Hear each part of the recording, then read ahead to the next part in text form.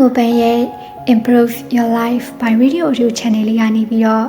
ပြန်လည်ကြိုဆိုလိုက်ပါရရှင်။ပန်းကတော့တင်ပွားအတွက်ခွန်အားဖြစ်စေပြီးတိုးတက်စေနိုင်တဲ့စာအုပ်လေးတွေကိုမျှဝေပေးနေတာပဲဖြစ်ပါရရှင်။အခုတစ်ခါရွေးချယ်ထားတဲ့စာအုပ်လေးကတော့ကိုပြောင်းလဲဖို့အတွက်တင်ခန်းစာ25ချက်ဆိုတဲ့စာအုပ်လေးပဲဖြစ်ပါတယ်။ဒီစာအုပ်လေးထဲကနေဘယ်ရာတွေကိုသင်ယူပြီးတော့သင်ဘဝအတွက်အကောင်းဆုံးအသုံးချပြီးတိုးတက်စေနိုင်မလဲဆိုတာကိုရှေ့အပုံမှာဘန်ကအကျယ်ပြန့်ရှင်းပြထားပြီးဖြစ်တဲ့အတွက်ကြောင့်မလို့ဒီနေ့မှမရှင်းပြတော့ဘဲနဲ့ပထမတစ်ချက်ကိုဘန်နဲ့အတူစတင်နာဆင်ကြရအောင်လားရှင်။ဘဝပြောင်းလဲဖို့စာဖတ်ပါဘဝမှာပြောင်းလဲမှုကိုစတင်ခြင်းတဲ့သူတိုင်းစာဖတ်ခြင်းကနေစတင်ပါလို့ပြောချင်ပါတယ်။ကျမဘဝရဲ့ပြောင်းလဲခြင်းစာကလည်းစာဖတ်ခြင်းပါပဲ။စာအုပ်တွေကကျမကိုလမ်းညွှန်မှုတွေပေးခဲ့ပါတယ်။ဒီဆောင်းပါးတွေရေးနိုင်တာကလည်းစာဖတ်ခြင်းရဲ့အကျိုးကျေးဇူးတွေကြောင့်ပါ။စာဖတ်ခြင်းဟာတည်ယူလေ့လာမှုအတွက်အကောင်းဆုံးနည်းလမ်းဖြစ်တယ်လို့ကျမကတော့ခံယူထားပါတယ်။တာမန်ဆိုတာထက်ပိုပြီးမြင့်ချင်တဲ့သူတွေအတွက်တော့မဖြစ်မနေစာဖတ်ဖို့လိုပါတယ်လို့ဂျိမ်းရွန်ကဆိုထားပါတယ်။အောင်မြင်သူနဲ့မအောင်မြင်သူကွာခြားတဲ့အချက်ကိုစာဖတ်ခြင်းစာမဖတ်ခြင်းနဲ့တိုင်းတာလို့ရပါတယ်။အောင်မြင်သူအများစုဟာစာဖတ်ကြပါတယ်။စာဖတ်ခြင်းကသူတို့အတွက်အကျိုးရှိတာသိတဲ့အတွက်စာကိုအမြဲတမ်းဖတ်ကြပါတယ်။စာဖတ်ဖို့အတွက်နေ့စဉ်အချိန်ပေးကြပါတယ်။သူတို့အောင်မြင်ရတဲ့အကြောင်းရင်းတွေထဲကတစ်ခုကလည်းစာဖတ်ခြင်းပါပဲ။စာဖတ်ခြင်းကနေသူတို့လိုချင်တဲ့ဘဝတွေကိုရှာဖွေကြတာဖြစ်ပါတယ်။မအောင်မြင်တဲ့သူတွေကတော့စာမဖတ်ကြတဲ့သူတွေပါ။သူတို့ကိုစာဖတ်ဖို့ပြောရင်လည်းအချိန်မရှိဘူးလို့ပြောတတ်ကြပါတယ်။စာဖတ်တယ်ဆိုတာအချိန်အများကြီးပေးစရာမလိုပါဘူး။စာကိုအမှန်တကယ်ဖတ်ချင်စိတ်ရှိရင်စာဖတ်လို့ရပါတယ်။စာဖတ်ဖို့အတွက်နေ့စဉ်အားလက်ချိန်15မိနစ်ခန့်အချိန်ပေးရုံနဲ့တစ်နှစ်ဆိုရင်စာဖတ်တဲ့အချိန်နာရီပေါင်း90ရှိသွားပါပြီ။စာကိုအမှန်တကယ်ဖတ်တဲ့သူတွေကတော့တစ်ပတ်ကိုစာအုပ်တအုပ်ဖတ်ကြပါတယ်။တစ်နှစ်ဆိုရင်စာအုပ်ပေါင်း50ကျော်ဖတ်ကြတာကိုတွေ့ရပါတယ်။ကမ္ဘာကျော်အောင်မြင်သူတွေကတော့ဒီထက်ပိုပြီးဖတ်ကြပါတယ်။ဘယ်သူမဆိုကိုယ့်ရဲ့ဘဝပြောင်းလဲချင်ရင်တော့စာဖတ်ဖို့အချိန်တော့ပေးရပါလိမ့်မယ်။ Confucius ကပြောပါတယ်။စာဖတ်ဖို့အချိန်မရှိတော့အောင်မြင်ဖို့ကြိုးစားနေပါတယ်ဆိုတဲ့သူတွေဟာဘယ်တော့မှအောင်မြင်တဲ့သူဖြစ်လာမှာမဟုတ်ပါဘူးတဲ့။မှန်ပါတယ်။စာဖတ်ခြင်းကိုဆင်ခြင်ပေးနေတာကကြာရှုံးဖို့အတွက်ဆင်ခြင်ပေးနေတာနဲ့တူနေပါတယ်။ဘဝမှာတိုးတက်အောင်မြင်ခြင်းသူတိုင်းဟာအလုပ်လုပ်ရင်းစာဖတ်ကြပါတယ်။အလုပ်နားချိန်အလုပ်ပြန်ချိန်ညအိပ်ရာမဝင်မြေချိန်တွေမှာစာကိုချိန်ပေးပြီးဖတ်ကြပါတယ်။စာဖတ်ခြင်းဟာစိတ်ရဲ့အာဟာရဖြစ်ပါတယ်။စာဖတ်ခြင်းကသင်ဘဝကိုပြောင်းလဲစေပါလိမ့်မယ်။စာဖတ်ခြင်းကတောကကိုပြေပြောက်စေတယ်။အုံနောက်ကိုဖွံ့ဖြိုးတိုးတက်စေတယ်။အသိဉာဏ်ကိုဖွံ့ဖြိုးစေတယ်။မှတ်ဉာဏ်အားလည်းကောင်းစေတယ်။အမှားအမှန်ကိုခွဲခြားနိုင်တယ်။ကိုယ့်ကိုယ်ယုံကြည်မှုရှိစေတယ်။ပေါင်းတင်ဆက်ဆံရေးကောင်းတယ်။စိတ်တက်ကြနေတဲ့အချိန်စိတ်ခွန်အားပြည့်စေတဲ့စာအုပ်တွေကိုဖတ်တဲ့အခါမှာသင်ဒုက္ခရောက်နေတဲ့အချိန်မှာစာအုပ်တွေကသင်ကိုလမ်းပြကူညီပေးပါလိမ့်မယ်။စာအုပ်တွေကသင်အတွက်မိတ်ဆွေကောင်းတွေပါ။စာအုပ်ကောင်းတစ်အုပ်ဟာတငယ်ချင်းကောင်းအယောက်100နဲ့ညီမျှတယ်လို့ပညာရှိသူတွေကဆိုထားပါတယ်။ဆရာကြီးပီမိုးနင်းကလည်းစာဖတ်ခြင်းနဲ့ပတ်သက်ပြီးအခုလိုအကြံပြုတိုက်တွန်းအားပေးထားပါတယ်။အောင်မြင်ခြင်းရင်စာဖတ်ပါ။စာဖတ်ခြင်းသည်အသိပညာကိုတိုးတက်စေပြီးမှားယွင်းလွဲချော်နေတဲ့အယူအဆ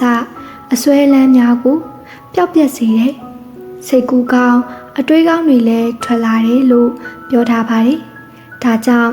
သင်ဘဝအောင်မြင်တိုးတက်ဖို့အတွက်စာဖတ်ပါ။ ရှိတ်စပီးယားက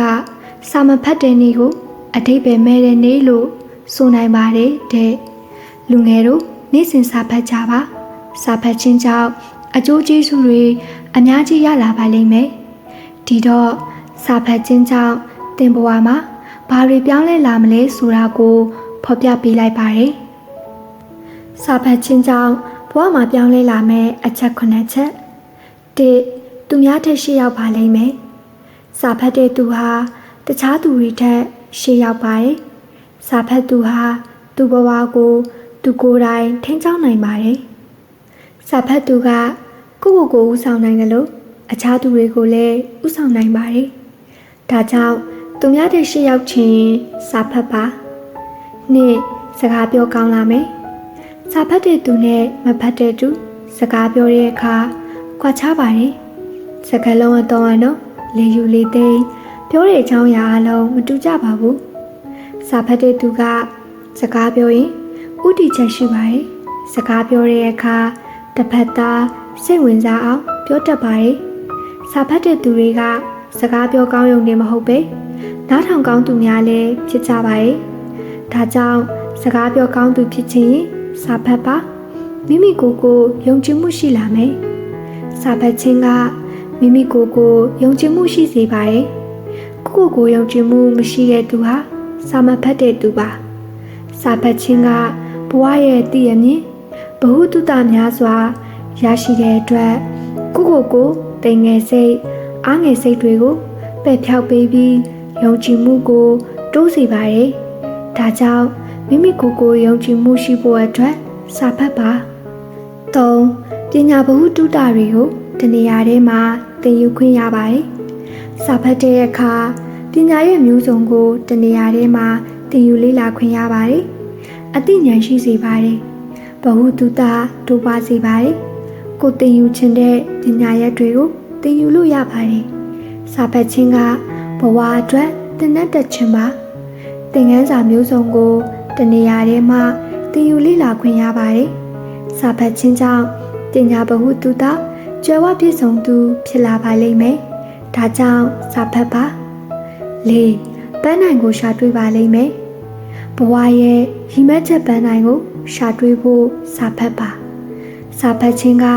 မိမိဘဝရဲ့ရည်မှန်းချက်ပန်းနိုင်ကိုရှာတွေ့ဖို့လမ်းပြပေးပါလိမ့်မယ်စာဖတ်ခြင်းကြောင့်သင်ဘဝမှာဘာဖြစ်ခြင်းလဲ